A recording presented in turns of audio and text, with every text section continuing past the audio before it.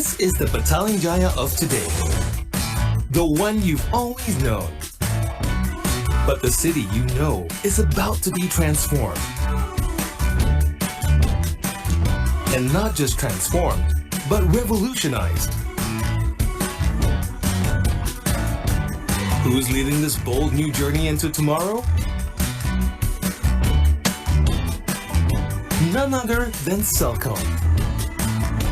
We're advancing Petaling Jaya into a visionary era of seamless connectivity. Something very exciting, which is going to change the way we live, the way we work. At Celcom, we are all about advancing our societies. Our 5G journey will begin in Petaling Jaya, but will soon be advancing the lives of all Malaysians nationwide. Indeed, the Celcom 5G revolution will redefine not just the ways we communicate, but the ways we keep our homes and loved ones safe, the ways we travel, the ways we shop, the ways we entertain ourselves, and even the ways we teach our future generations. This vision of the future is not unattainable.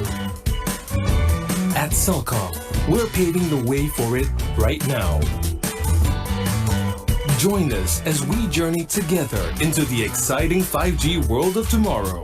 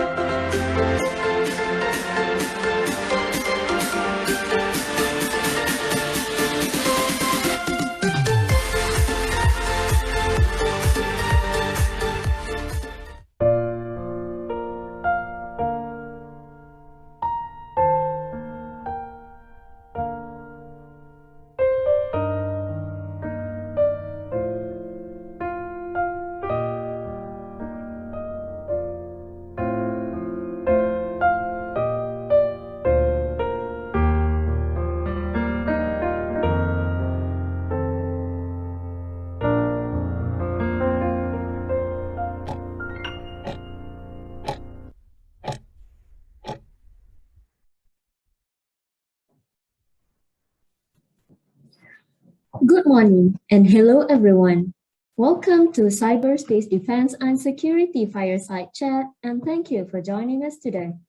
Our session today is brought to you by Platinum sponsor Celcom Axiata Berhad and co-sponsor Syntax Sendirian Berhad and System Consultancy Services SCS Sendirian Berhad. Ladies and gentlemen, today's session will start with the keynote address by our guest speaker, followed by the fireside chat session by the experienced panelists to discuss on the topic, is it safe to outsource cybersecurity outside your border? The session will take about 1.5 hours and is expected to end by 12 noon. Before we proceed to the next agenda, we have a few housekeeping items to cover for today's program. If you have any questions, you may send it through the Q&A box at the bottom of your screen, and the moderator will pick up from there.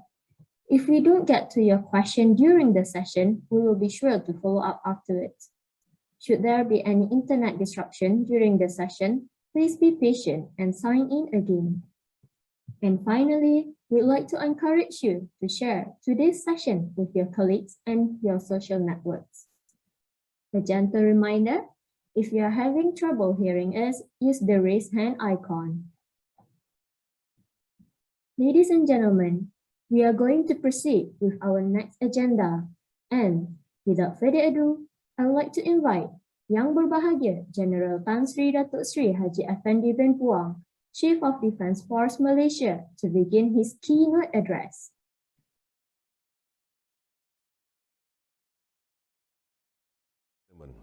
Assalamualaikum warahmatullahi taala wabarakatuh and good morning.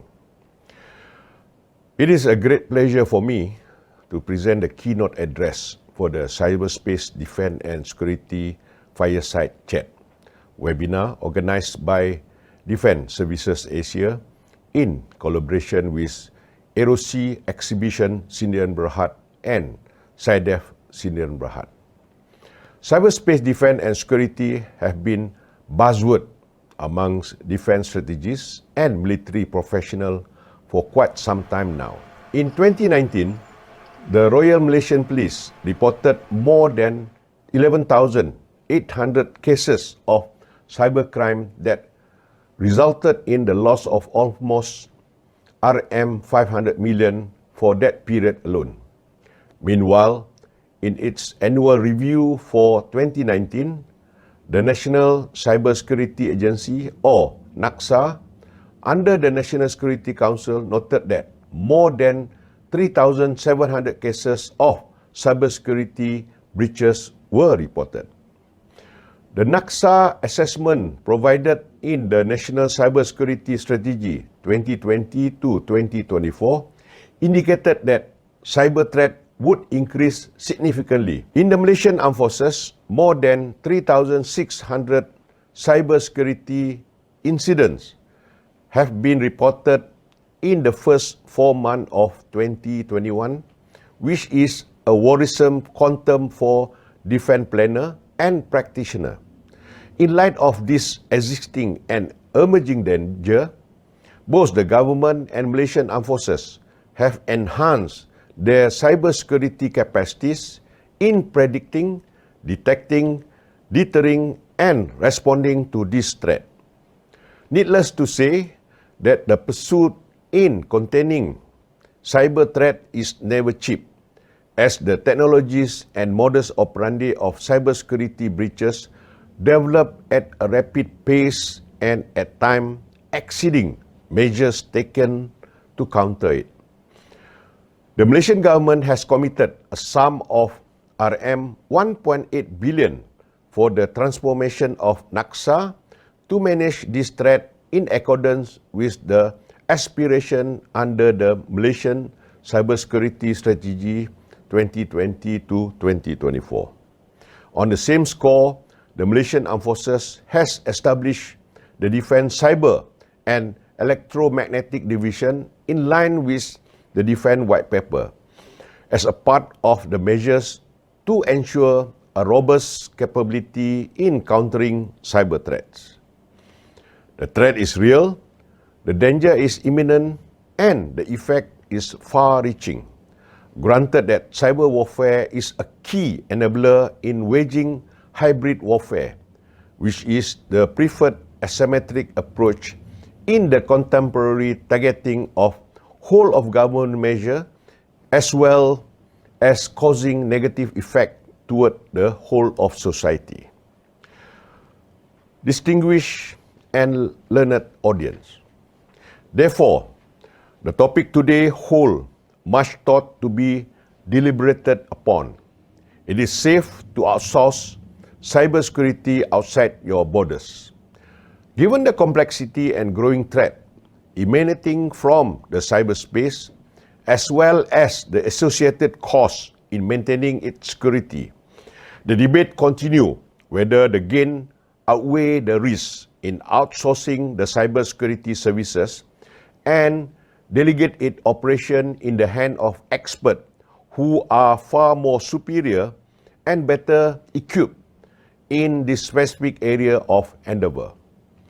It must be recognized that cybersecurity is an important, if not critical, element of national power, which government should have total control over its operation. In another sense, the government and the agencies would very much prefer to retain cybersecurity measures within national boundaries to comply with national cybersecurity law and strategies to enable better control over its environment and infrastructure. Not less outsourcing cybersecurity beyond our borders might be beneficial, as the cyberspace is not a physical domain restricted by any national boundaries, thus mitigating certain aspects of a targeted threat. Herein lies the paradox, as the borderless aspect of cyberspace also allows threat originating from virtually anywhere. Needless to mention that the modern Cold War is being fought online today in a whole of government environment through hybrid warfare. As such, outsourcing cybersecurity might also expose a potent vulnerability in our national survival. Thus, events like upcoming Defence Security Asia 2022 will afford an excellent platform to create and further strengthen bond with key players in cybersecurity, both locally or internationally. It provides a comprehensive forum for issues such as this to be deliberated by professionals, which will help shape our outlook toward confronting a more complex and challenging world. Thus, I would like to wish all participants in today's webinar a fruitful and engaging session. Similarly, the clash of ideas and the rattle of innovation, which are desired outcome of this series of forums, will no doubt prepare us with a stronger resolve to face a world strongly influenced by volatility, uncertainty, complexity, and ambiguity. Thank you and God bless. Wabillahi taufiq wal hidayah. Wassalamualaikum warahmatullahi taala wabarakatuh.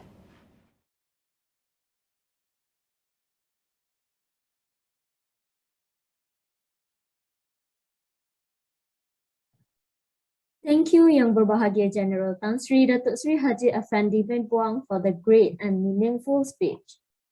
Ladies and gentlemen, allow me to introduce our moderator for today's webinar, Mr. Azrul Nazim. Mr. Azrul has over 20 years of business development experience in the areas of information technology and information security.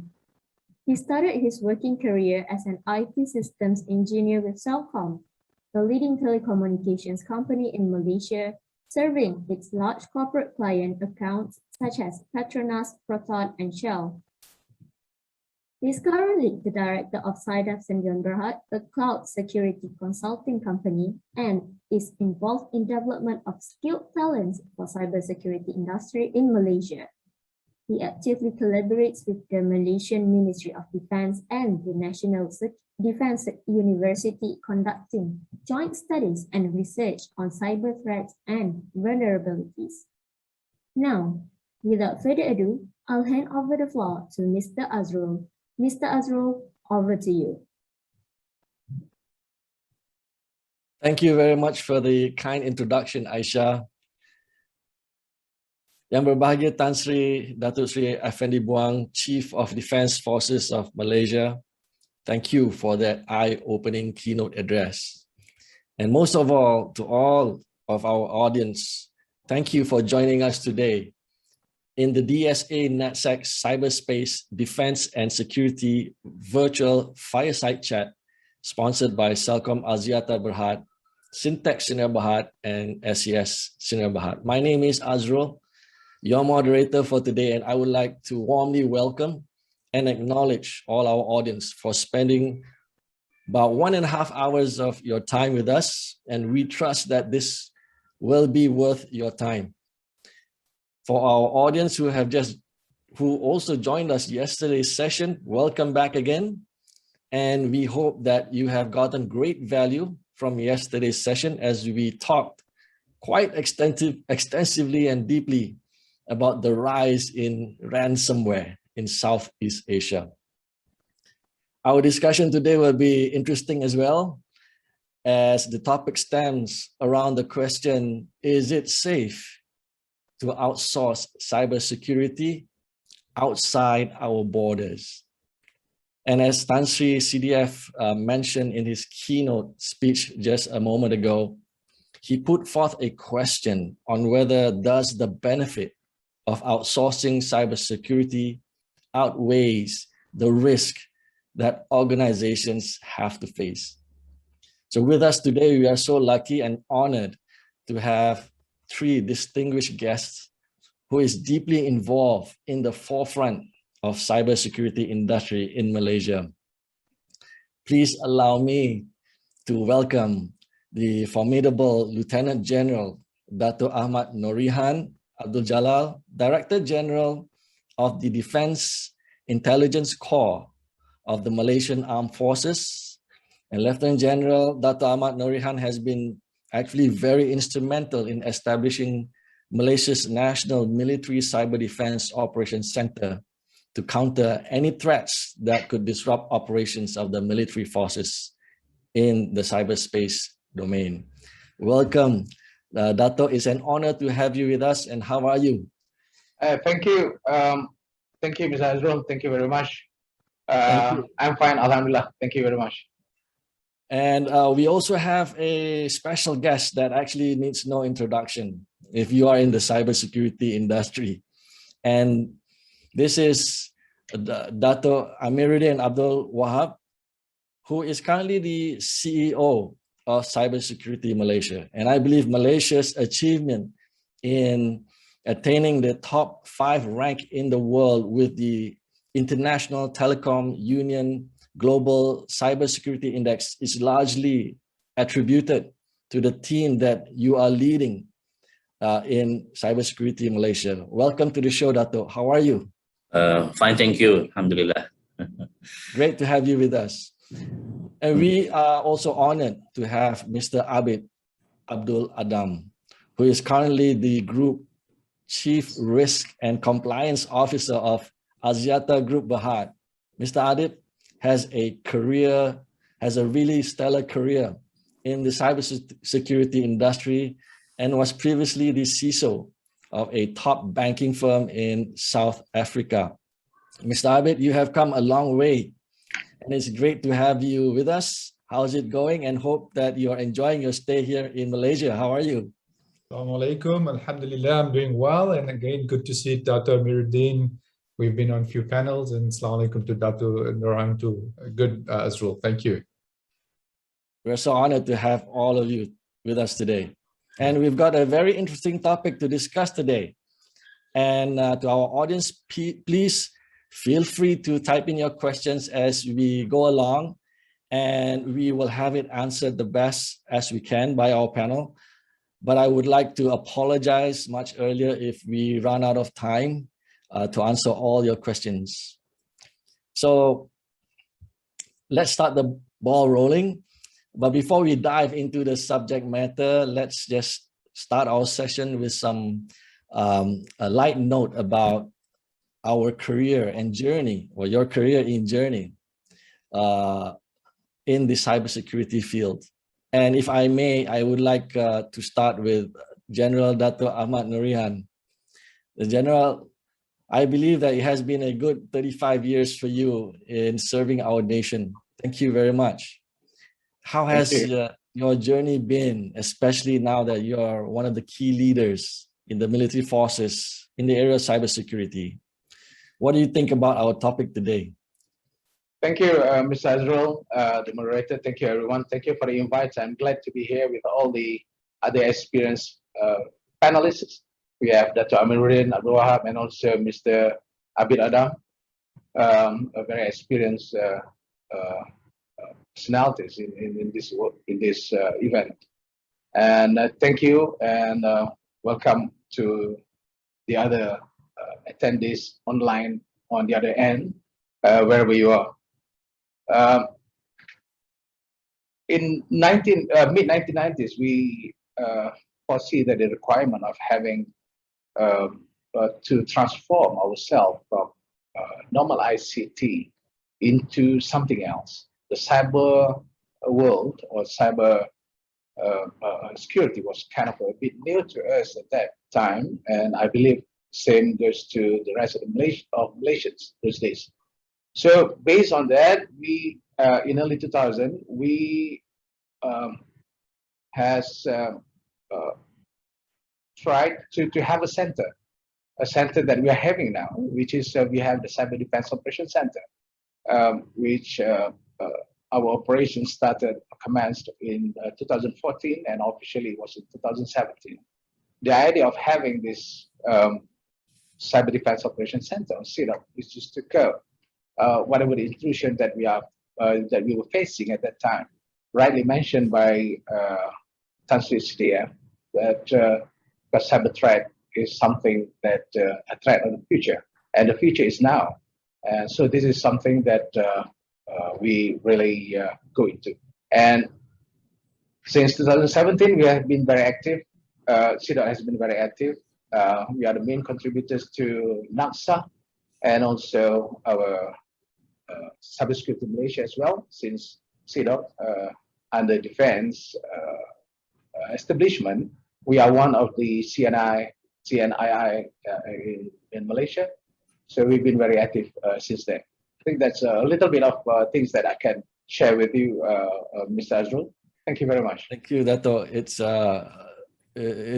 really interesting that actually when you say the future actually is now, that is something that everybody needs to take into consideration and not to wait further longer. And yes, it is very something that is really applaudable of what you have done for the CDOC. And next is for me to go to Dato Amir. How has your life journey evolved in the world of cybersecurity? I believe it has been both interesting and challenging for you as well, for you and your team. Thank you, Azrul. Assalamu alaikum warahmatullahi wabarakatuh. Very good morning. Firstly, thank you, SciDef, for inviting me to be part of this panel session and to be part of this event. When it comes to the issue of cybersecurity, I think my career has been quite, I would say, fulfilling and full of satisfaction. Basically, prior to in cybersecurity Malaysia, I was in the Ministry of Science, Technology and Innovation, in which I was the Undersecretary to the ICT Policy Development, and I look after almost all key ICT agencies in the country. Basically, Cybersecurity Malaysia is one of it that I basically supervise, and also MDEC, MIMOS, and even MINIC at that time during the time of, I would say, at MOSTI.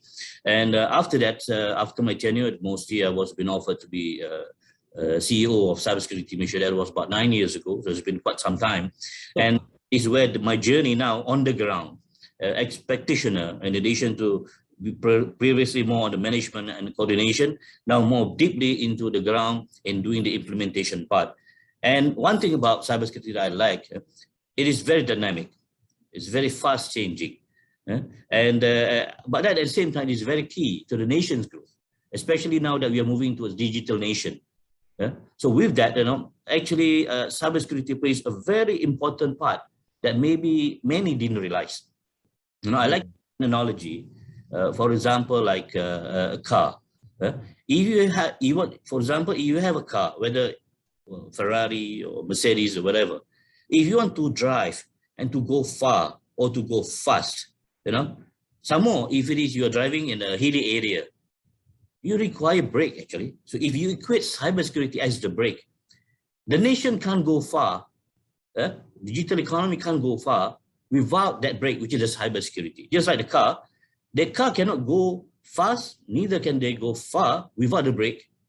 So similarly as a country, especially we are moving to a digital nation, we need the cybersecurity part, and that's the role, and that's why it is very fulfilling and somewhat challenging with the fact that now it's very fast growing, and you need to cope with all the various new method of crime by the criminals, cyber criminals, etc. New technologies that they leverage. So it's really challenging. So, but anyway, like I said, it's challenging yet it is fulfilling. Wow. Yes, I love your analogy that brake is that security system. Imagine a car that does not have that brake. Although we can go fast, we still need that form of security to keep us all safe. Thank you for that analogy, Dato. And let's go to Mr. Abid. You've come a long way, and so has Celcom. And how was your journey from a CISO perspective? And now, how has it been for you?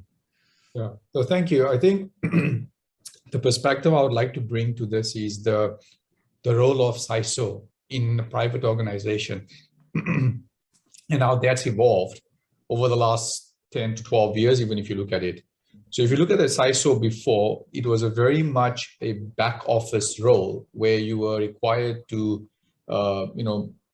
focus a lot on the technical side of things. And, historically 10 or 12 years ago, the word cybersecurity didn't even exist.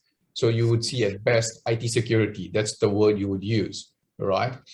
But where we are today, the CISO of today is very different to the CISO of a decade ago. Because the CISO of today is required to not be just a defender, but also an advisor. And you hear a lot in the cybersecurity community that, even 5 years ago, the seat at a board, you would never find a CISO directly reporting or engaging the CEO or the board. Today, I can't think of any reputable organization, even Bursa listed organization, boards not engaging the CISO. I can't imagine any CISO not having robust discussions from strategy to technology implementation to roadmaps with the boards in decision making and so forth. So I think the role, even in my personal journey, I've seen that shift happen quite a bit, where my personal career example, I spent a lot of time being a technical specialist, rolling out firewalls and all the technical things we do. And I love technology, as Dr. Amir mentioned, because that's what initially we all started. It kind of gave us an excitement, which gave us a solid foundation so that when you are in a CISO role, you can balance out the risk management conversation with a deeper understanding of the technology and the integration and architectural challenges that you face. I think combination of this two will make any person a formidable CISO in front of the board, because you need to have a good balance and understanding of both. Now, the second element of it is also the softer skill side of things, which we generally don't talk about. But in my personal opinion, that is fundamentally the critical deal maker or breaker when it comes to a CISO, and even in my personal journey. I mean, I learned that in a very sort of as you see the roles evolve, the layering of that needs to evolve with that. And I lost all my hair, as you can see. I lost all my hair trying to figure this whole situation out. But again, one of the things that I've personally learned in this journey is as a CISO, it's a very challenging job. And, I was on a panel yesterday, actually, and one of the comments that were made that an average CISO tenure is around 18 to 24 months. Sometimes they leave the organization, sometimes there's a breach and they are asked to leave the organization. So the tenure of the CISO in a lot of the organizations also is very short-lived, and the burnout rate is also very high. So the mental health of the CISO is something that one really needs to think about, and even for your teams. I mean, Dr. Amir would maybe elaborate a little bit later on. If you are responsible for securing and responding to cyber attacks for a nation, I mean, I can't imagine, the responsibility and the leadership burden that sits on your shoulder, and that can't be easy for any leader. So I think from a leadership perspective, the role of CISO has evolved a lot. I think the decision making, the strategic thinking elements of it has evolved as the role has been elevated, and rightly pointed out by both Dr. Rihan and obviously Dr. Amir, and obviously before that Tan Sri. I think the cybersecurity field is in a sort of interesting juncture where it no more is about just your organization, but it's about collectively, both with the national defense, the CNI infrastructure defense, but even at the global level with Interpol and other organizations, how you work collectively, because you're only as good as the weakest link in a supply chain. And I think those are all the things that I think if you ask the CISO of 10 or 15 years ago, that level of complexity was not there to where it is now. And obviously, as nations look to progress towards IR 4.0, and with 5G and with the newer technologies that are coming through, I think that sort of challenges and the role of a personal CISO will also need to elevate itself. So I think I'll pause here, but in general, I think we need to look at the trajectory, the life of even my personal story, the evolution between technical to sort of sitting at the board, and how you need to balance that conversation. You got to think about the mental health of the team and yourself so you can continue being a productive human being. And then last but not least, the broader collaboration that needs to happen. You cannot operate in a silo in your own private organization itself. Thank you. Over to you. Yeah, that is really useful and inspiring, especially for our audience out there who are in the cybersecurity field, who aspires to be a CISO or CISO one day, and the need for them to shift from a more technical background and to blend that together with a leadership and management skill. That is really something that requires a lot of grit and a lot of determination. And the role of the CISO has now pivoted from, as you said rightly, from a technical role to now a management and an important role in society. Thank you for that, Mr. Abid. All right, so let's go deep into our discussion. If I can start with Dr. Amir. The year 2020 and 2021, it has been a period of great learnings for many organizations. During this period, the pandemic has given us a lot of lessons. It is already now, we're living now in a new normal. And what are your opinions, or what are your views on the latest cybersecurity posture or threats that has come about as a result of this new emergence of the COVID-19 pandemic, or the new normal? Thank you, Azrul. Actually, even prior to the COVID-19, we are already in a more interconnected world, But COVID-19 has catalyzed it even further to the level that now it changed our lifestyle. It's a new norm nowadays that everything goes digital, because the dependence on internet and digital technology is now basically quite pervasive in everyday's life. Even in our personal life, our business life, our work, everything. So for example, we used to have a normal physical seminar. Now we have webinar, and it's a new normal. So everything now depends on this technology. But one thing that we need to understand, once we are connected, we are actually exposed to the cyber threats, cyber risk. Obviously, during this pandemic, we demand a lot of things. For connectivity, we demand faster internet. We demand wider coverage. We demand improved connectivity. We demand also better services. But then, as I mentioned earlier, when we are all connected and very highly connected, we are actually very vulnerable. We are exposed to the various type of threats, whether technical or non-technical. And somehow we had to understand that with the evolution of technology, the cyber criminals also leverages on those technologies. And they make use of new methods, new techniques in attacking their victims. So I can say, or I can share, for example, in the case of cybersecurity Malaysia, we have our Cyber 999 Help Center, where we receive incidents. So for many years, we have been receiving incidents. And we noticed that, for example, the top 5 incidents been reported our Cyber 999 is fraud, intrusion, malicious code, and also cyber harassment. If you look at, for example, the statistics for last year in our mindset, as of December 2020, we have about 10,790 incidents been reported to us.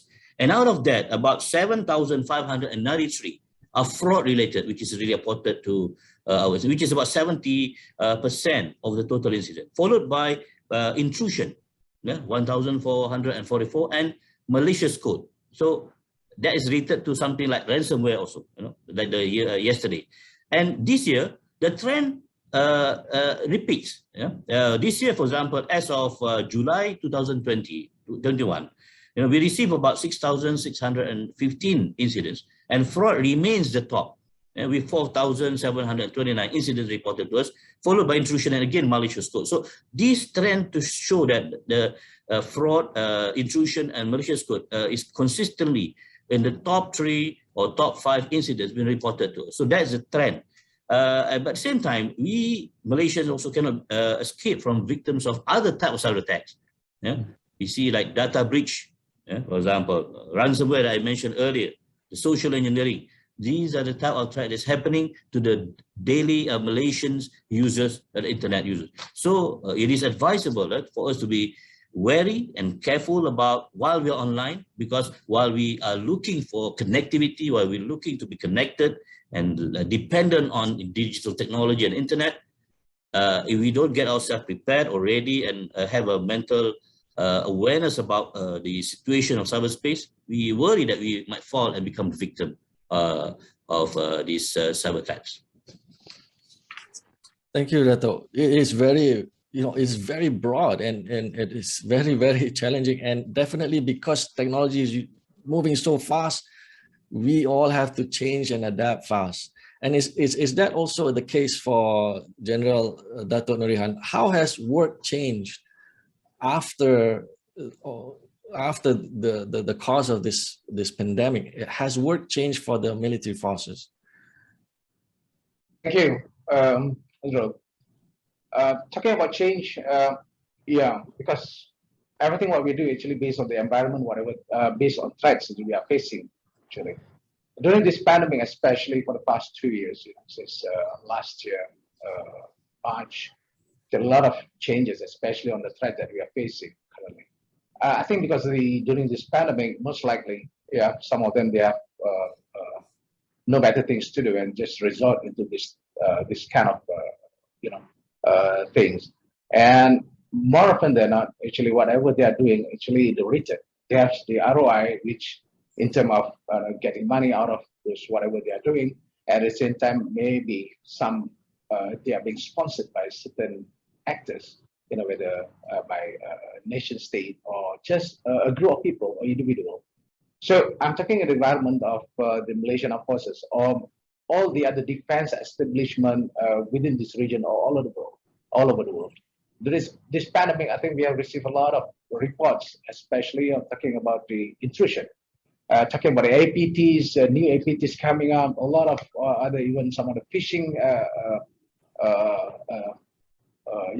experience this kind of phishing incidents. And mentioned by Tansri PAT, we have more than 3,600 for the past, only for the first 4 months of this year. And we can categorize that whether this is kind of a very serious threat or just a normal threat or things that we can counter, or things that maybe we later on then only we realize that actually it is a threat. Because when we, and these incidents not only because of the pandemic, because especially during this moment of time, one of the challenges that we are facing all over the world, even in UK, for the next 3 years, one of the challenges that they are facing, number one is the uncertainties of political times. Secondly, is diversification of threats, and under diversification of threats is the threats on cyber. So this cybersecurity is something that most people are worried about, especially different defense establishment. And back to the current situation during this pandemic, you can see this is something that stood out for instance, in this case, we've been very active, if I may say, because of this intrusion. But luckily, because we have the support from people like Dr. Amiruddin from cybersecurity and also Naksa. So more often than not, and we are having this kind of conversation. We're having a lot of meetings, just to curb this kind of situation. Should there be any new threats that coming in within this period of time, we will be sharing. And at the same time, we are doing some simulation for whatever threats that we are facing. So because most of the cyber defense operation all over the world, they have their own cyber range, or where this cyber range will kind of simulate whatever threats that we are facing, and we will find ways how to overcome this threat or mitigate these issues. Another thing during this pandemic as well, this is a problem of the that we are facing. I think it's not only for defense, but I think all the cyber practitioner or CISO on the social media intelligence. What's happening in social media. I think if we can have a look, even just a normal look at a Google trend, we just can see that the social media has been very active, because due to certain incident, certain event that leads to this activities has been surged into a new level. We have to compare from past years. So it's events, incidents, and the pandemic. Actually, it's all a good formula to have this kind of activities. The cyber threats towards our system. Over to you, Azrul.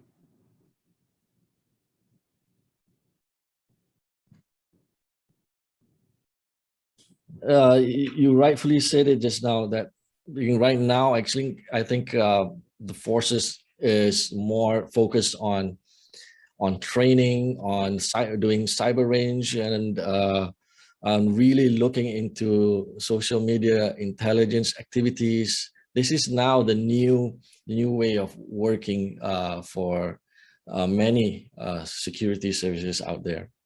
Yeah, it's very interesting. It's a new world of we're living in, and this stems down the question whether should cybersecurity be outsourced.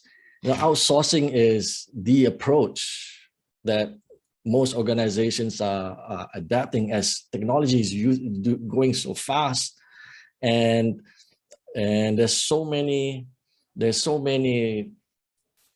threat actors, there's so many criminals lurking around cyberspace. And why is it that organization prefers to outsource cybersecurity rather than to have it in-house? So this is a lot of people's questions that has been asked. Should I outsource, or should I have it in-house, or should I outsource, or should I have it in-house? So this is the crux of our discussion today. And perhaps Mr. Abid, what are your stand in this? It looks like everybody is going for outsourcing. Yeah, so thank you. But before I go into straight answering your question, I may want to just briefly elaborate on the trends that you asked the question. And one of the things that I wanted to highlight was, and I think it's touching both on Dato Amir's view too and Dato Anwar also, that mobile is sort of the new target that we're seeing, simply because the pervasive use of mobile devices, it's become the norm. To differentiate between now that, from a mobile world to sort of your original traditional way of working, the line is completely blurred. And the criminals, we're seeing the trends that the criminals are considerably increasing mobile banking, malware types of attacks on handheld devices. What potential prospect for hackers to then pivot off to other capabilities. And if you look at even Cellcom, I think during earlier this year or during part of this year, they introduced this service called CyberGuard services. And it's almost an end-to-end cybersecurity service from application layer, network layer, phishing attack, and so forth, but for handheld and mobile devices for the businesses itself. Simply because the technology and the capability that you needed before in a company is most probably now what you need on your mobile, because your mobile is as powerful as a normal computer or laptop today. So I think that shift is certainly what we're seeing in the industry. The second point is around ransomware, but there is also a shift in ransomware. If you're seeing the ransomware now, is very targeted ransomware. And what shift we're seeing also on a targeted ransomware is even a view, and there's a lot of debate going around here, is on cyber insurance, because the organizations that have gone for cyber insurance are being targeted because the criminals know the insurance company will pay out. So I think that's the shift that we're seeing when it comes to even ransomware. The third part, which I think is continuation, has got nothing to do with COVID, is really the state-sponsored cyber warfare. And this tension between US, Iran, Chinese hackers, and different nation states happening often creates a worldwide news through the attacks of a few. And sometimes countries like Malaysia and even in some of the countries where Axiata operates are sort of the proxy between these attacks that are going on. So whenever there is a geopolitical uncertainty happening between East and West, everything in between kind of gets, I would call it, sort of blurred. And attackers use different ways to try and attack each other. So I think that we've seen, since there's geopolitical developments happening, state-sponsored cyber warfare. And I think in the case of, Dato Muhyiddin from his monitoring and Dato Ahmad Nurihan from his military side of things, most probably see a lot more also happening. But at the network level, interstate traffic, we do see those attacks happening. And last but not least is this whole issue of supply chain. Because both pandemic, I think, has raised this issue quite a bit. Because initially the supply chain, in the interest of globalization, was that, it was a very sort of a globalized type of supply chain. But with the pandemic, a lot of the companies, even the manufacturers, are relooking at the supply chain footprint. And that has direct implications on cybersecurity. Even if you look at right now, Malaysia is going through a huge shortage of chips. Electronic chips, computer manufacturing chips. Now, when you look at that and you look at trying to put that, what impact does it have from a cybersecurity perspective? It's material in nature, both from cost perspective, but also from a security perspective. So then I'll pause here because the question wasn't really around, the trend and what you're seeing in cybersecurity, but I just wanted to elaborate a little bit from a sort of a private sector industry perspective. What are some of the developments that we're seeing? Now, touching back on then going back to the question around should you outsource or not outsource and what's our view on it? So I'll start with what I ended up with the trends on the supply chain risk and the developments that are happening in the supply chain world. Now, there is no silver bullet to this answer. And I wish I could say to you, yes or no to this, do this and do that. There's no answer to that. My suggestion, when we look at it from what do you outsource versus what do you insource? I would say, firstly, for me personally, this I'll speak on my personal view. I would never outsource anything that's got to do with governance and decision making, because strategically, those decision making points, governance, risk management, those things are very inherent in the way organizations make trade-offs. You cannot expect, it's not that a third party cannot do it for you, but you cannot expect a third party to have the same level of context that you would have in making those trade-offs. So I know exactly what I would not outsource upfront. Now then, anything else between, let's have that conversation. It's really depending on what capability do you need, how quickly you need it, and what is your strength on the bench. And of course, then element of cost and all of this comes in. But go with the notion, and I can share an example. When 3 to 3.5 years ago, when I was appointed at Axiata, I needed to ramp up the cybersecurity capabilities very quickly to a level of maturity we wanted to, because the board wanted above world average within short period of time. So not just an Asia specific, they were doing independent benchmark assessments using a leading organization. And the mandate that was given to me is, in a very short period of time, I would like Axiata to be, and Celcom to be above and beyond world average, never mind Asia or Malaysia. Now, in order to rapidly scale to that sort of capability, we had to co-source and partner with many leading organizations. But the view was very simple. The agreement I had with the board, that at the end of that period, we would have a ratio of, let's say, 70-30. 70% our people, 30% working with partners. Now, you may ask why that 30%? That 30% was because on twofold. One, it was to ensure that newer capabilities, because there's a lot of project type of work. Now, when you do a project type of work, you don't need the same capacity because you are skilling up the team. So you need that outside support to just give you the boost. But once that's done, you move to the model of build, operate, transfer. So those capabilities that you need, you need certain, I'll give you a good example. Let's say Security Operations Center. We've got 24/7, 365, our own Security Operations Center. We don't outsource it to anybody. We're now running that from 2 complete separate countries. Now, to do that, to scale that kind of capability, to run 24/7, 365 on a complete different time zone, you have to move towards a build, operate, transfer, simply because the amount of people you need, the skill set that you need, especially when we go to level 3, deep forensics experts, experienced incident responders, it is very hard to find people with that scale you need. So you have to go through a training program. We have to create an internal development and personal development plans. We have to take your team through that journey. And these things takes time. But at the same time, these are the requirements that the organization has.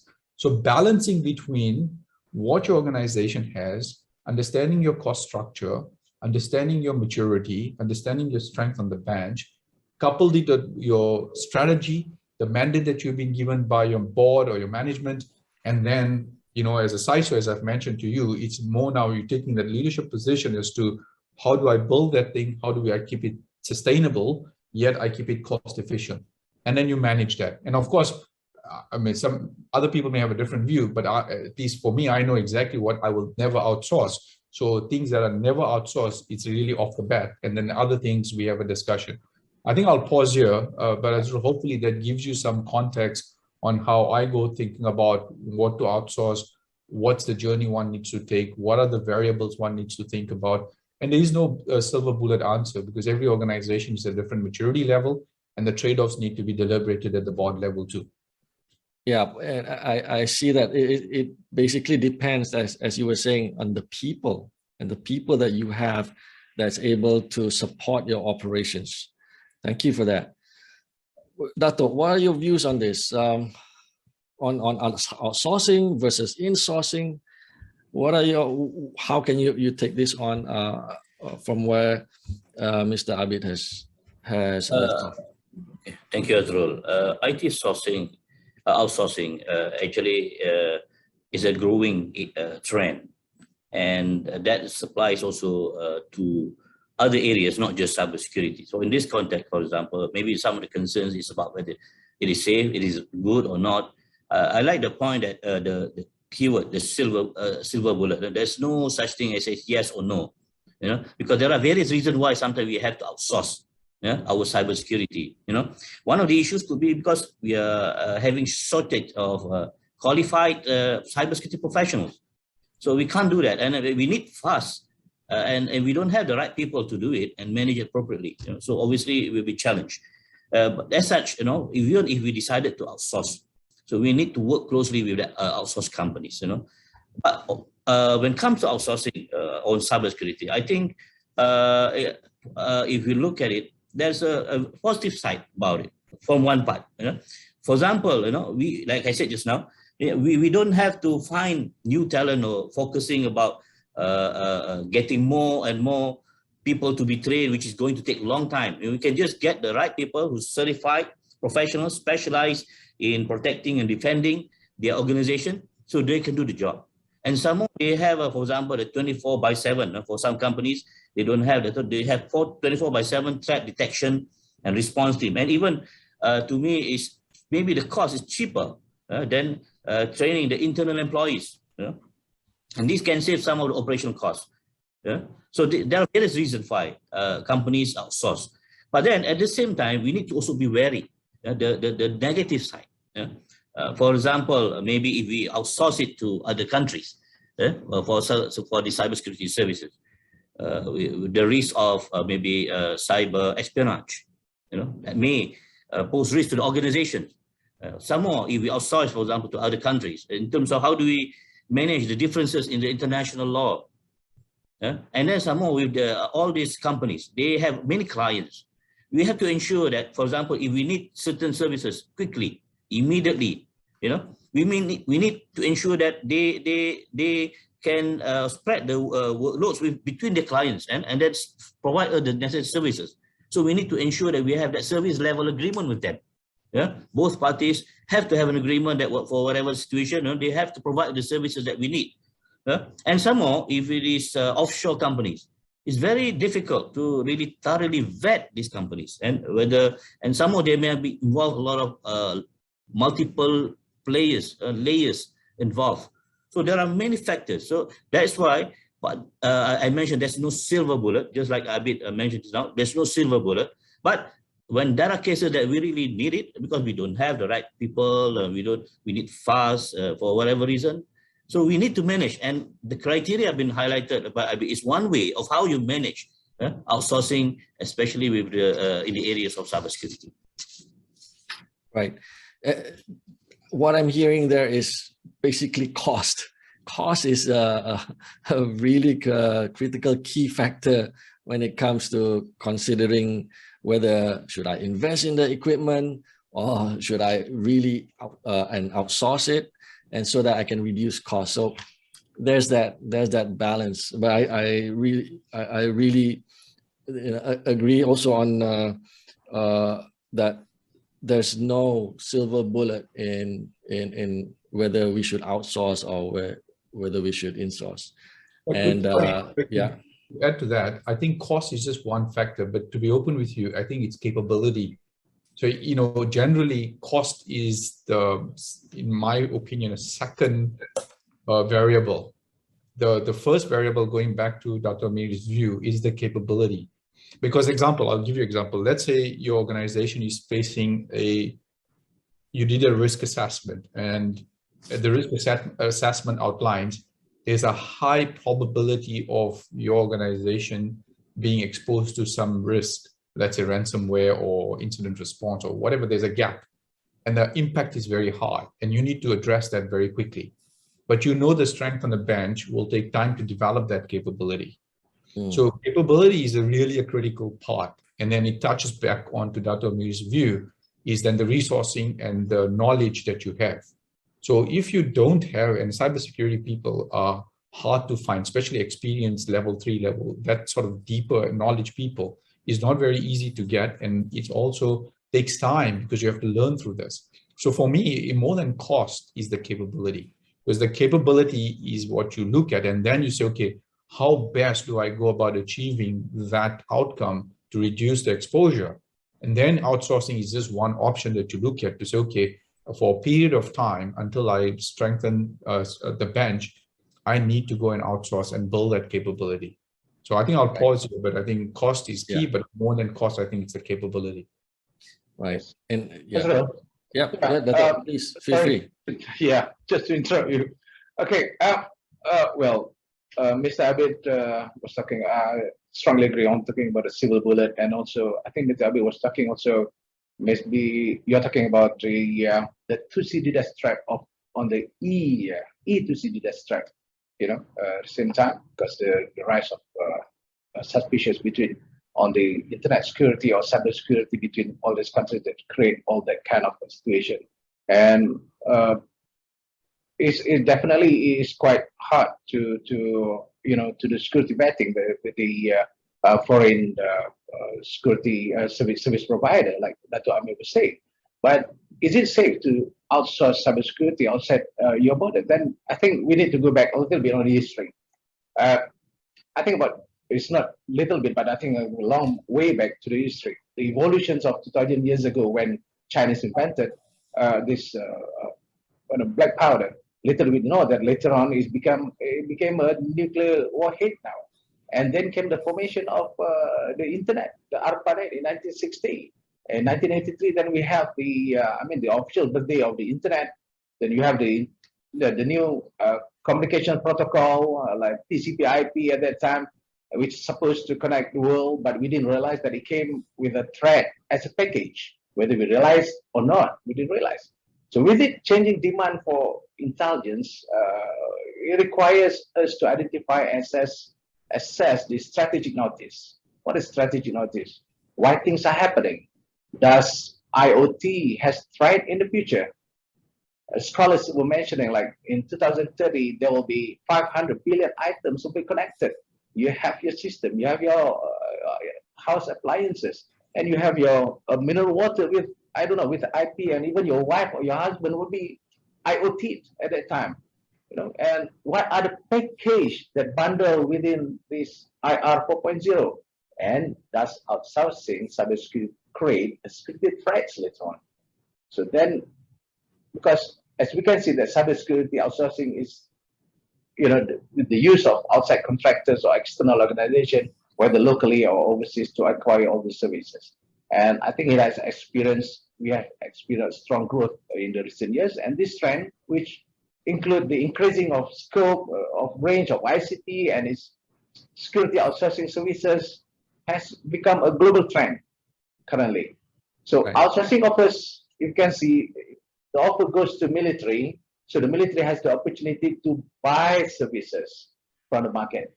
Instead of traditionally, we bake the system, and theoretically, I think it increases efficiency and performance, simultaneously.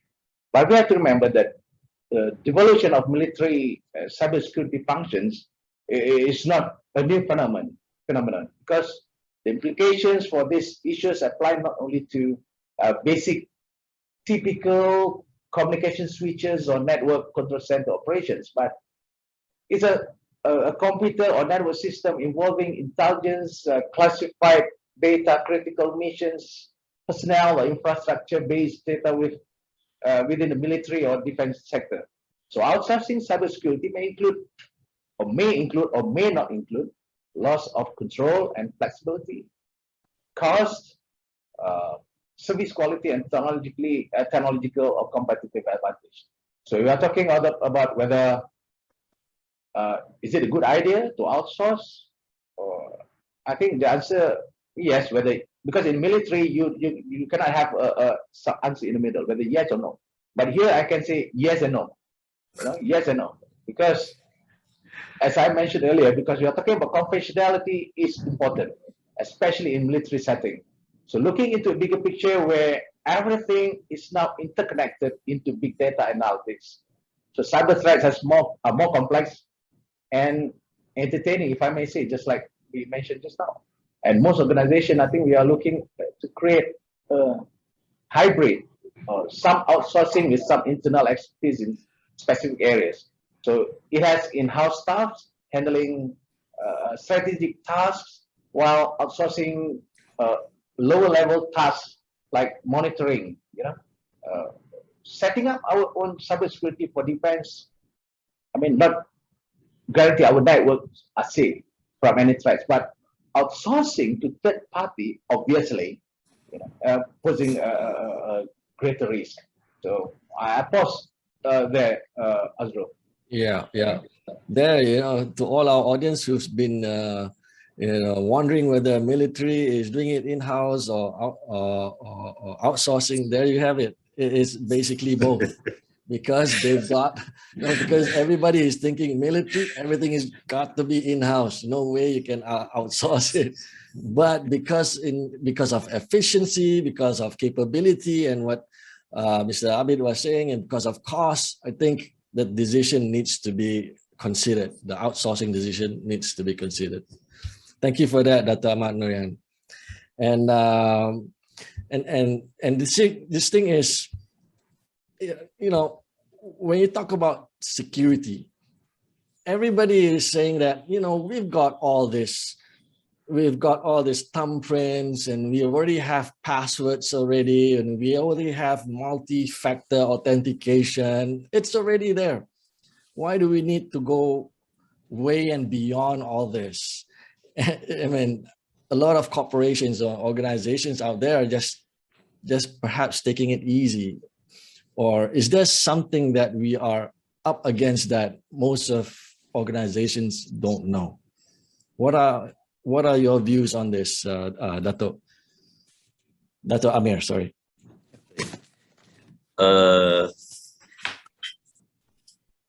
Talking about any specific technologies or any technologies? I mean, when we're talking to a lot of organizations out there who are not spending on cybersecurity, and they're just relying on multi-factor authentication or passwords, and they're not seeing the risk beyond that. What are your comments on that? Should they take this lightly, or should they put more thought into it and more weight into it? Okay, thank you. So generally, password is important, but then this is a traditional approach of security. In fact, traditional security, even though it is important, it may no longer sufficient when it comes to dealing with smart threats, because smart threats now getting more and more advanced. They're leveraging on the various new emerging technologies. So, for example, password, or even the traditional security such as antivirus, or firewall, or the IPS. I don't say it is not important. It is important. We need to have that. But then the approach no longer about perimeter defense. It has to be defense in depth. That means it has to be multi-layered kind of defense. Yeah? We need to look into not just about technology. In the case of cybersecurity, we need to also look into the aspects of the three components of people, process, and technology. You may have the best technology, but then if you have a people who's vulnerable and being exploited by the attackers, then you become victims. So it is important that we need to have this what called defense in depth or multi-layered kind of defense, covering the aspects of this technology. I would say that beyond there's the traditional security technologies. Yeah? And in context of approach of cybersecurity, we need to also adapt what we call the adaptive security. What I mean by adaptive security is no longer just being responsive or sufficient by putting preventive measures and control. But we need to strengthen what we call the detective capabilities, because threats can be there already. Yeah, so we need to detect advanced kind of threat, like APT kind of things, and then also at the same time we need to strengthen and leverage the use of emerging technologies such as big data, analytics capabilities, etc., to strengthen the predictive capability. So this is what Gartner highlighted. I call it as an adaptive security. Yeah, I'm not saying password is not important. So I don't want to say that whatever things that we have done, the traditional security is not important. To me, it is important, but it may no longer sufficient when it comes to threat that is more advanced nowadays. So that's my comment. Okay, what are your views on this, Mr. Abid? Yeah, I think I support Dr. Amir's view, simply because there's two things. One is the constant evolving, changing threat landscape. So as the threat landscape evolves, your controls has to evolve. That's number one. Number two, as we touched upon earlier on, the rapid acceleration of digitization by many organizations requires a different defense in depth approach. And I think even to zero trust architecture that is being looked at, and more at a principal level, simply because, again, a good example, let's say if your settlement process before was half sort of using technology, half manually, and now you're going through a straight through processing.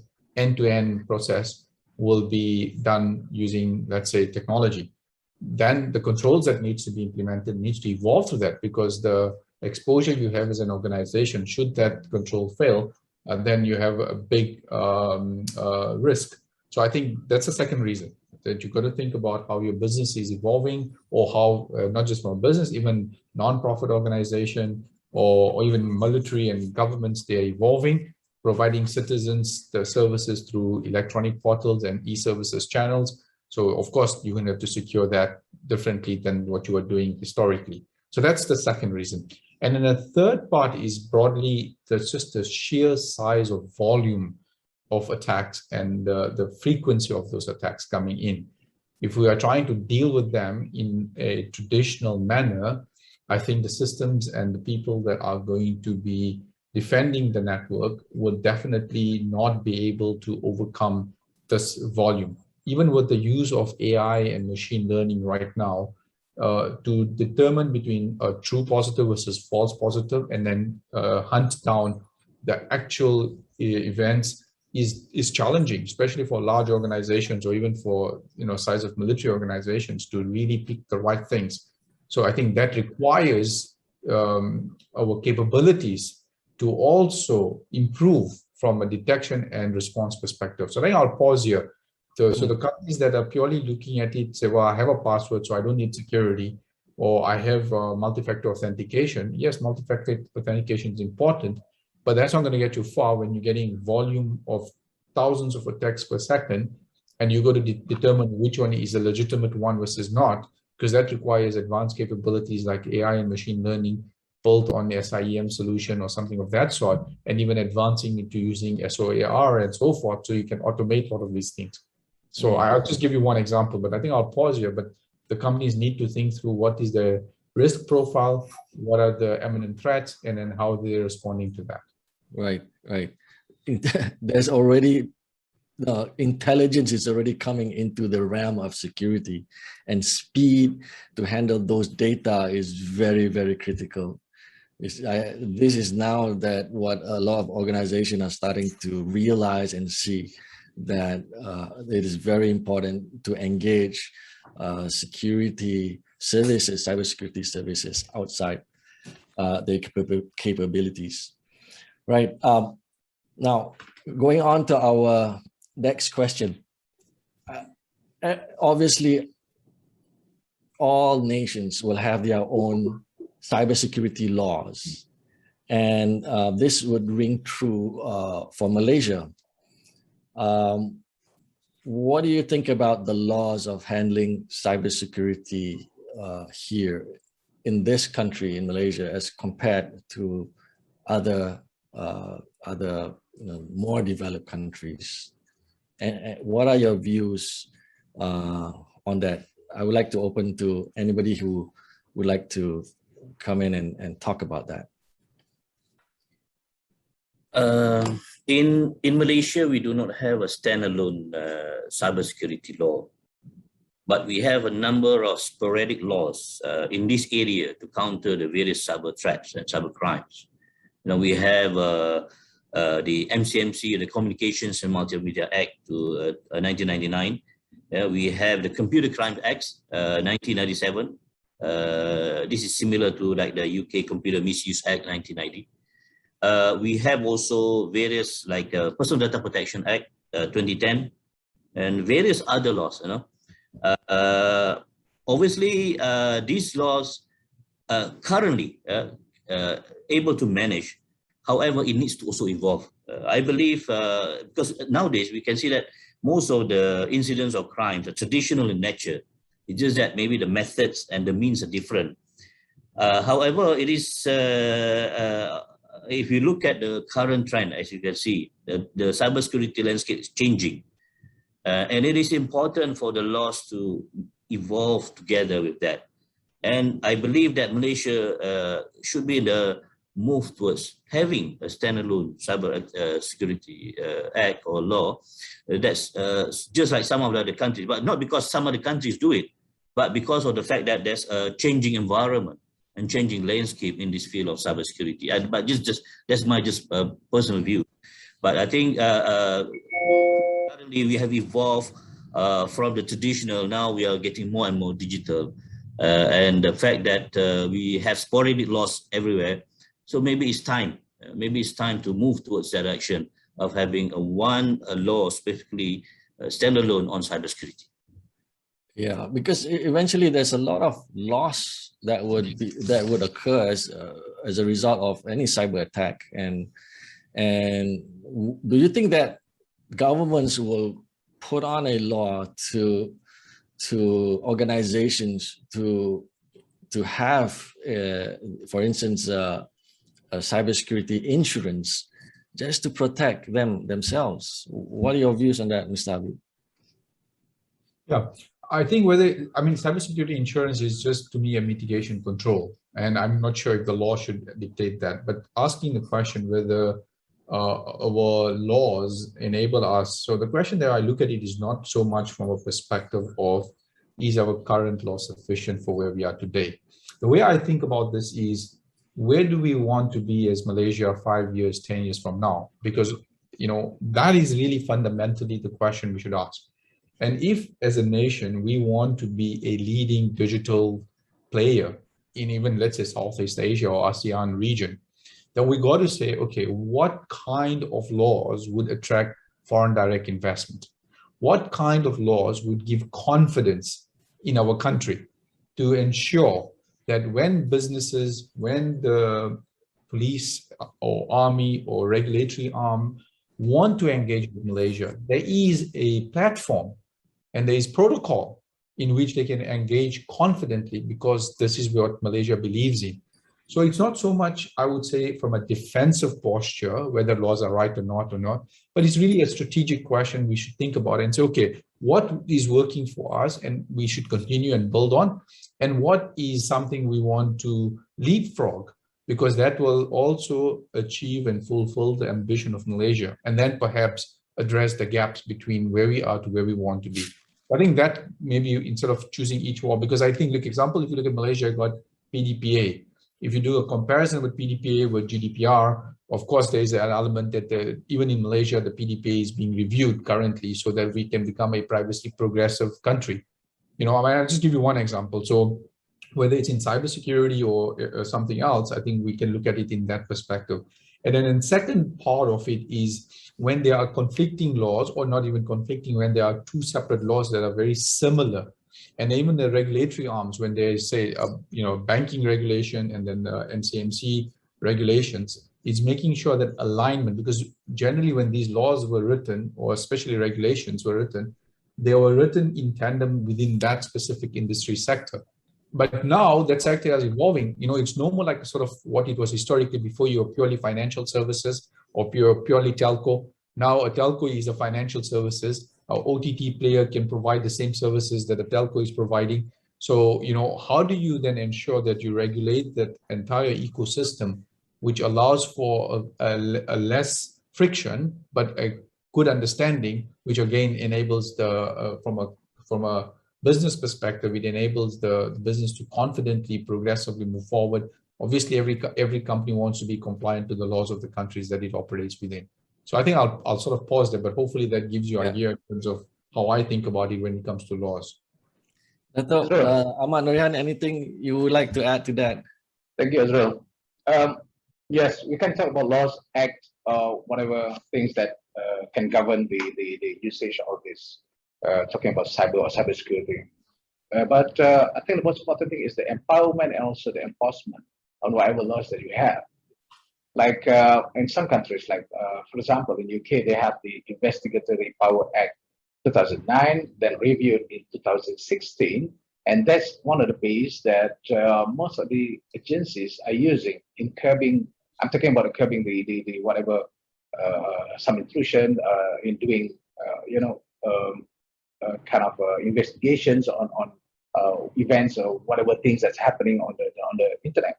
And also at the same time, the people there are subjected to be called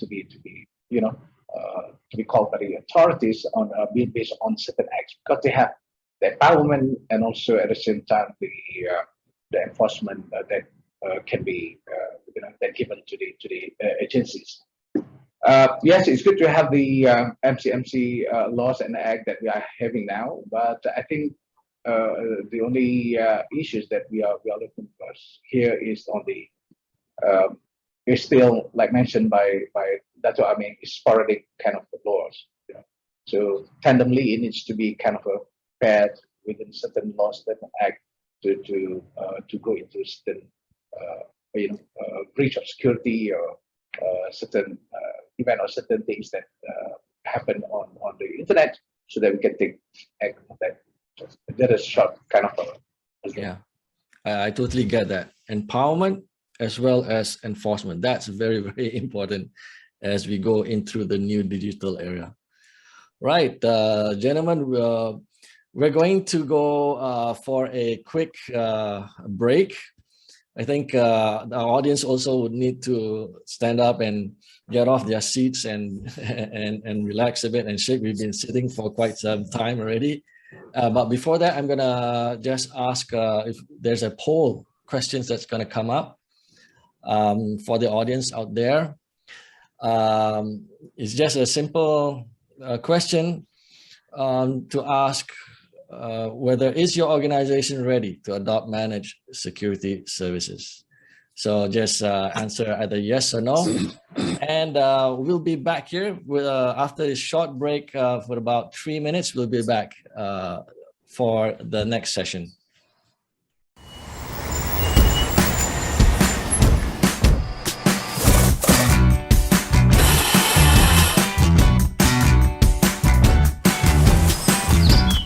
This is the Petaling Jaya of today, the one you've always known. But the city you know is about to be transformed. And not just transformed, but revolutionized. Who's leading this bold new journey into tomorrow? None other than Celcom. We're advancing Petaling Jaya into a visionary era of seamless connectivity. Something very exciting, which is going to change the way we live, the way we work. At Celcom, we are all about advancing our societies. Our 5G journey will begin in Petaling Jaya, but will soon be advancing the lives of all Malaysians nationwide. Indeed, the Celcom 5G revolution will redefine not just the ways we communicate, but the ways we keep our homes and loved ones safe, the ways we travel, the ways we shop, the ways we entertain ourselves, and even the ways we teach our future generations. This vision of the future is not unattainable. At Celcom, we're paving the way for it right now. Join us as we journey together into the exciting 5G world of tomorrow.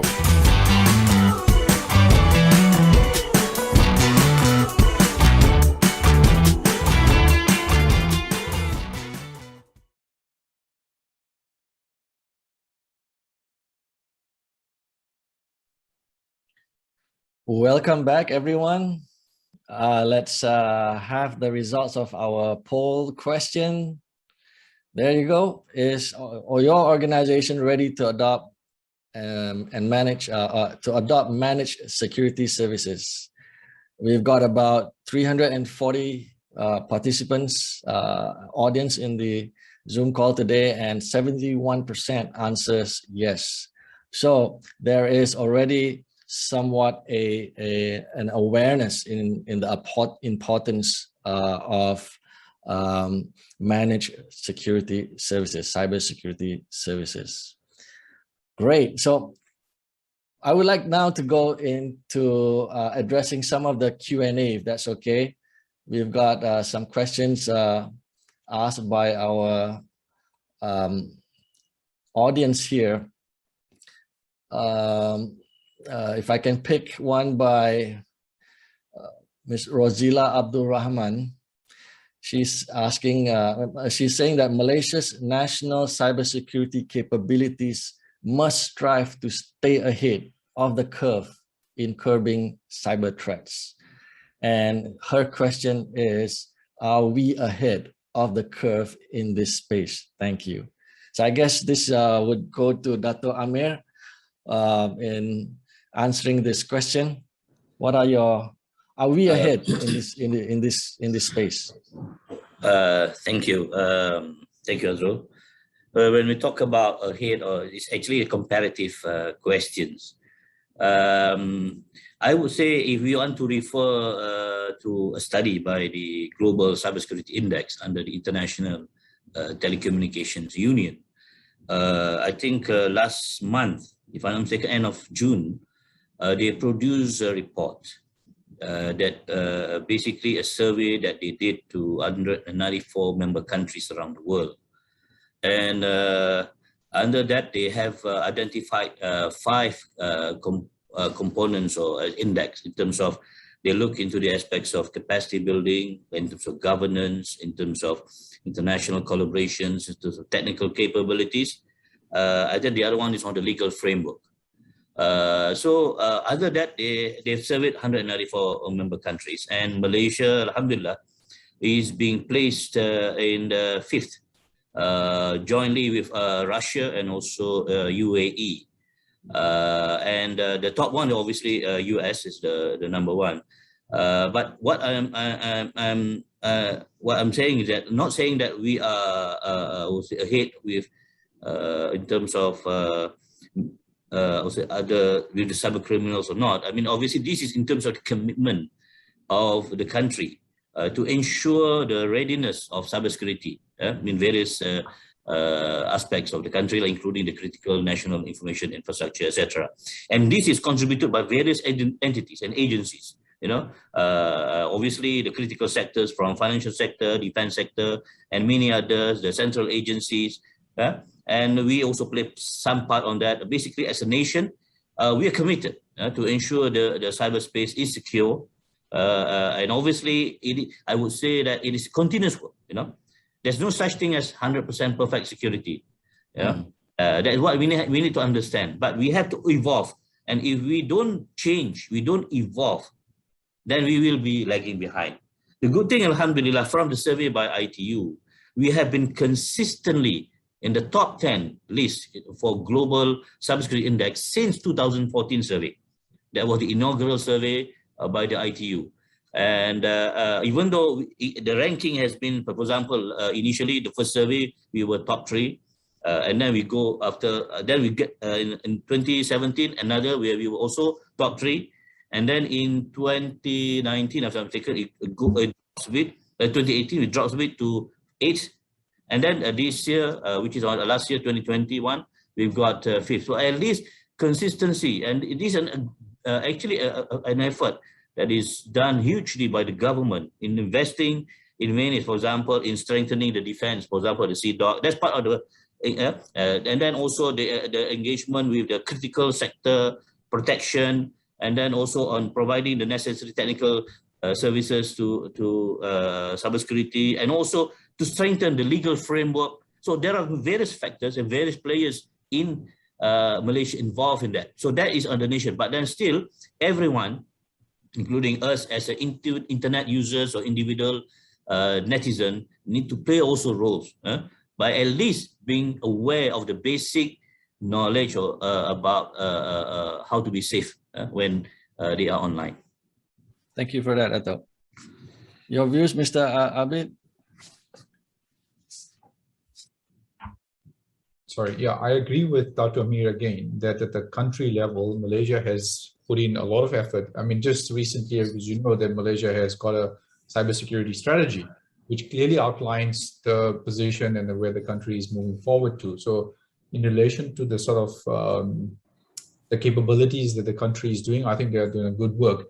But also to stress to the point that Dr. Amir mentioned, that this is not a one company or industry or something. This is a collective effort. Actually, this is a global collective effort for you to be strengthened, because cyber criminals are not sitting in one specific location itself. So yes, as a company, you need to do your best. Actually, it starts as an individual at home. You as your personal, because if you are protecting yourself, then that grows into a community. If a community is protecting themselves, a company must do the right things, and company protects itself. Of course, at the national level, the national agencies, defense force does the right thing. I think then the strength is really a collective. So, I mean, if you look at it from that perspective, the areas we really have to improve, where we are honest to ourselves, is obviously educating every single citizen, because that's where it starts, and then from there you build on as we're going along. So I think that Dr. Amir has touched and elaborated quite a bit. I have similar views on that, and my only comment would be comparing is it mustn't be a holy grail. So I'm on top 5 because cybersecurity is very dynamic. These things are not static in nature. Yes, you need those capabilities. So you may be comparing on the capabilities, because those capabilities allows you to respond to the attacks that you're facing. But sometimes you need to understand that because of the dynamic nature of cybersecurity, don't use that data point as your holy grail answer, and then you compare yourself to it itself. So I think I'll pause there. Over to you. And I like it that that you're saying that this is a global collective effort. Dato, you've got something to say on that. Yes, Azur, thank you very much. I strongly agree with both our panelists, Mr. Abid and also Dato' Amiruddin. Numbers is numbers, okay, but we cannot be so complacent with the that number 5, the whole world, because this is like a stock market, very fluctuate, very dynamic. Today we are number 5, tomorrow we'll be number 100, because of the we cannot only be thinking about what we are doing, but at the same time we have to understand what the other parties, the enemies or the perpetrators, so-called to-be perpetrators, are doing, in terms of cyber security. Because this is like a virus. They are mutating into another something which is better than us. Those days we only have hackers. We can only do some sending malicious, doing phishing. But now they have other hackers that can do a lot better, a lot damage, great damage than that. So, but in terms of Malaysia, I think we are currently on the right track.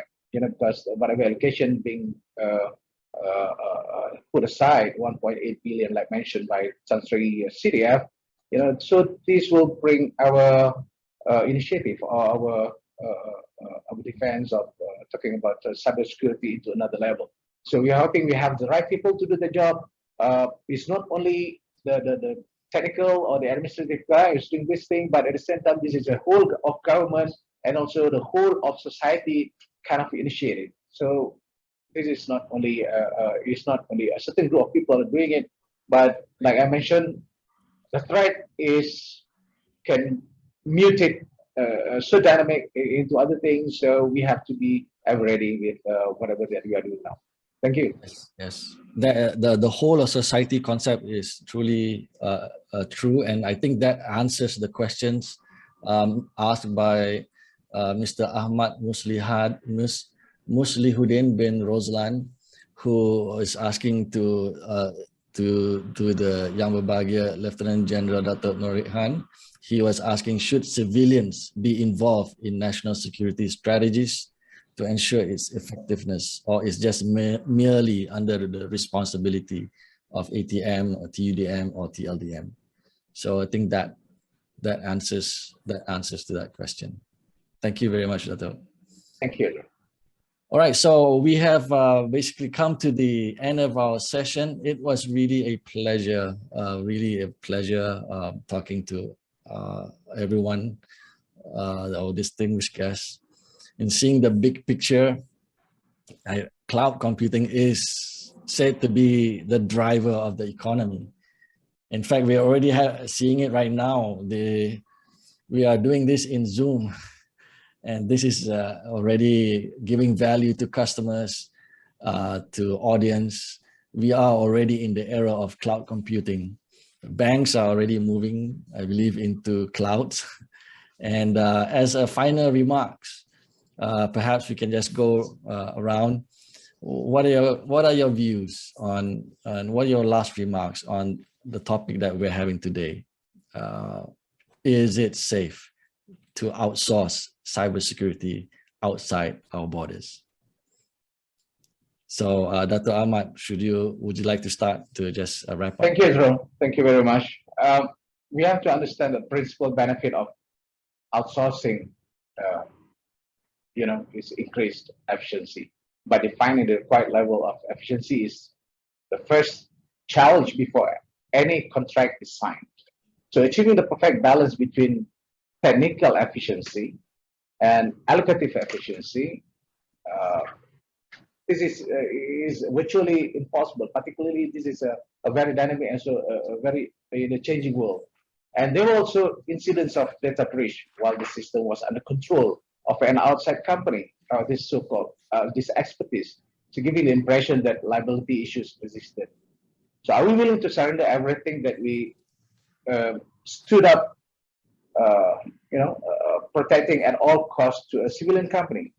So, because cybersecurity is about protecting confidentiality, integrity, and availability of information, whether it is personal identifiable information, logistics and assets management, or even critical intelligence sources.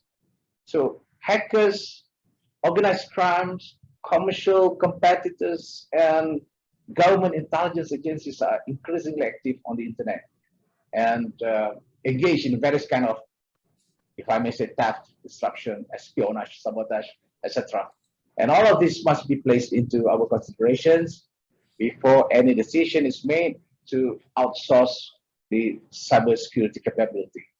We must admit that in our, nature of our business, any form of information leakage is intolerable. Any form of intelligence data leakage is intolerable. And there are no two ways about it. But intelligence is power. Nobody wants to share their power intentionally, unintentionally, or accidentally.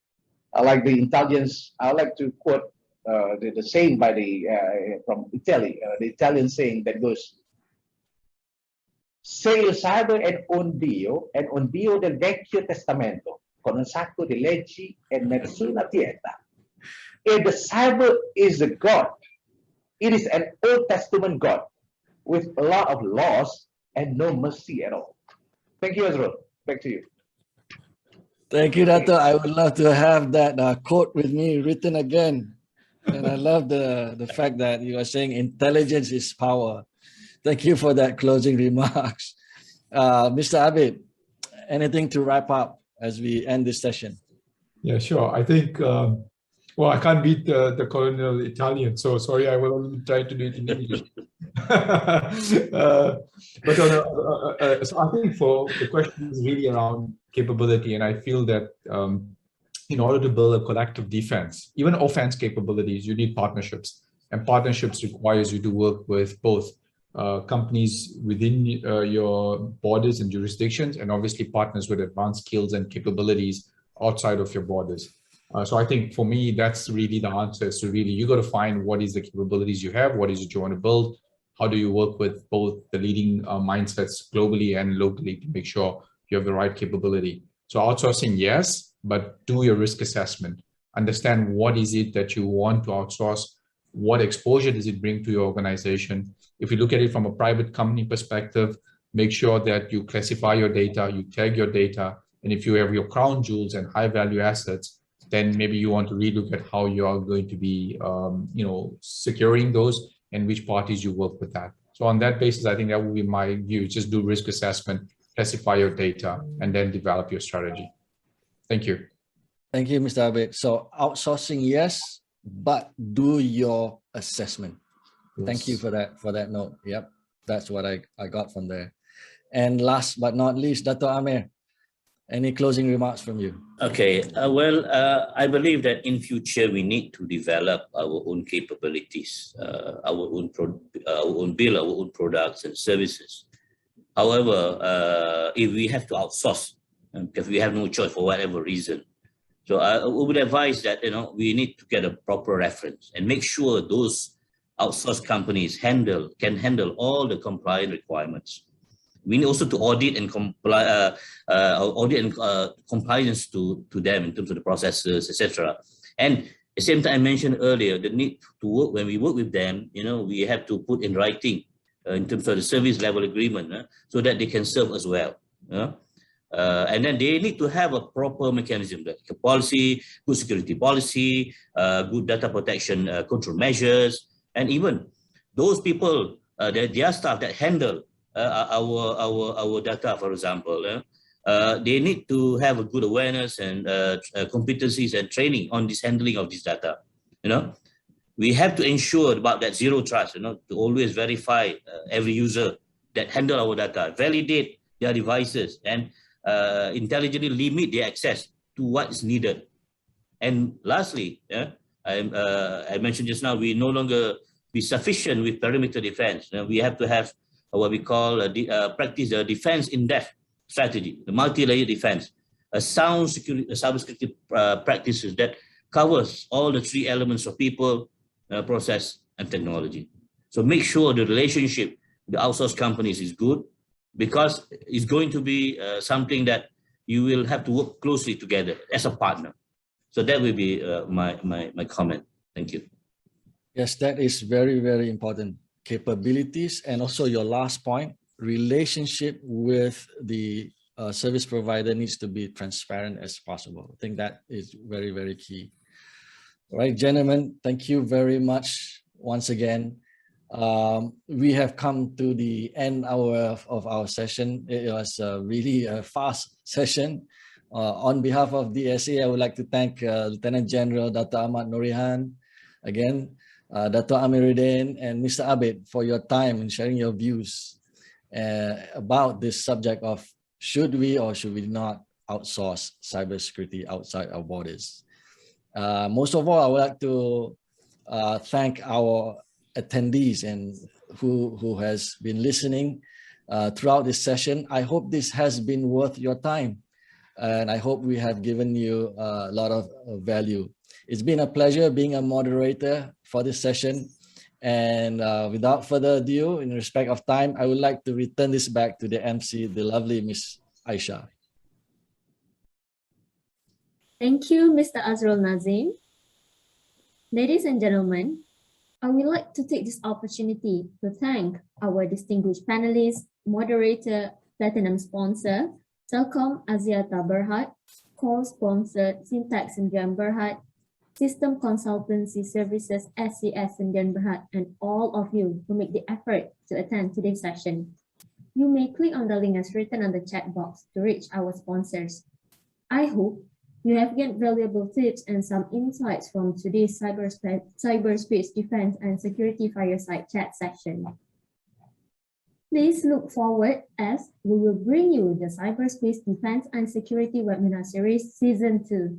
Stay tuned for more info by visiting our website www.dsaexhibition.com and our social medias including Facebook, Twitter, Instagram, and LinkedIn. Don't forget to follow us for more updated info. We are delighted to invite everyone to attend our CSR event, Kind Malaysia 2021 Virtual, 7 to 9 September 2021. This event is organized by Bumiyati Holdings Sendian Berhad, DSA Exhibition and Conference Sendian Berhad, and Informal Markets Malaysia. This event is free and open to all. Participate and find out how you can connect with the NGOs and non-profit organizations to contribute to our community. You may scan the QR code as shown on the screen. And with that, I would like to end this session. Till then, stay safe and please take care.